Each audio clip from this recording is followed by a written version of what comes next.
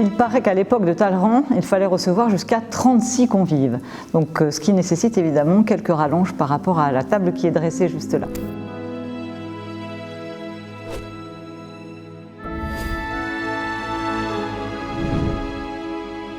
Ça a été acheté au départ sur le vœu de Napoléon comme maison de diplomatie en effet qui jouait sur l'art de recevoir, ce qui fait partie évidemment des grandes qualités à la française. Et c'est vrai que Napoléon n'était pas un autre remarquable à table, lui c'était sur les champs de bataille. En revanche, il avait besoin justement d'un ministre des Relations extérieures qui sache recevoir au mieux, ce qui était le cas de Talleyrand.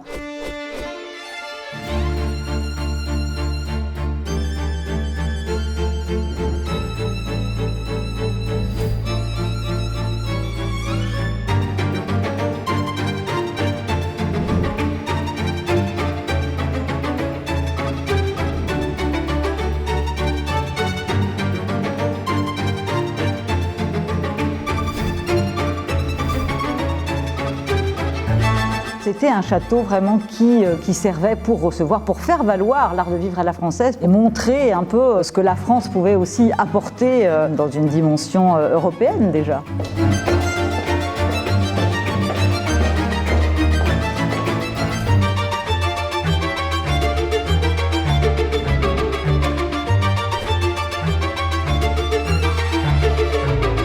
Talleyrand était aussi un déceleur de talent et il a été débauché, en fait, ce jeune pâtissier pour le prendre à son service au ministère des Relations extérieures.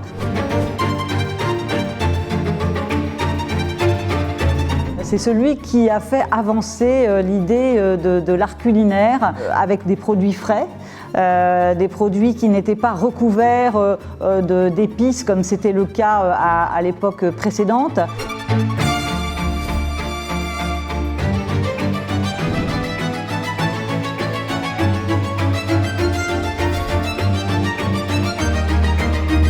Les grandes pièces montées qu'il préparait étaient effectivement pour impressionner les hôtes. Tous ces plats, je dirais, étaient faits aussi non seulement pour être bons, mais aussi pour être beaux. Et on avait l'effet ouah en fait. Il allait chercher les saumons de l'Adour, le brie de Meaux, etc. Et c'était aussi l'alliance du vin avec le mets qui était assorti. Voilà, tout cet art-là, eh bien, on le doit aussi à Antonin Carême. C'est aussi les pâtes feuilletées, c'est les choux, bien sûr, et c'est bien sûr les croque-en-bouche, les pièces montées.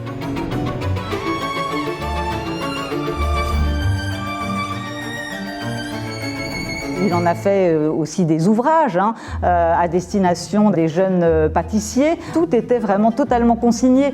Donc il avait vraiment un art encyclopédique de la gastronomie. C'était vraiment un artiste artisan. Et il avait pour lui comme idée que la pâtisserie faisait partie des beaux-arts.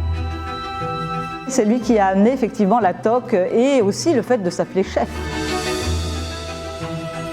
Alors les cuisines, elles ont de particulier qu'elles sont grandes déjà. Ça veut dire qu'on recevait beaucoup à Valençay. Vous avez un office de cuisine pour dresser, puis vous avez les cuisines elles-mêmes pour cuire, et puis vous avez les arrière-cuisines. La galerie aussi des cuisines est impressionnante, elle permettait justement des va-et-vient. Et puis vous avez un monte-plat. On a aussi cet escalier qui a été remis en place voilà 5 ans et qui permet de comprendre déjà comment Talleyrand pouvait lui-même descendre aux cuisines pour voir si tout allait bien, ce qu'il ne manquait certainement pas de faire. Et aussi c'était l'endroit où les domestiques faisaient leur allée et venue. Donc le couloir est aussi assez grand et il est ouvert au public maintenant.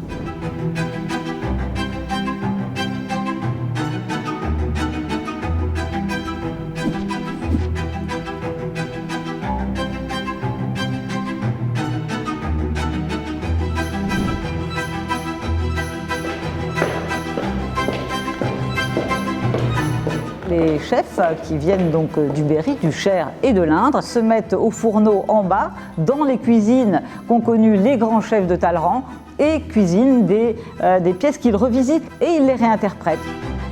C'est aussi montrer notre attachement à avoir un Antonin Carême qui est passé en tout cas dans les cuisines de Talleyrand.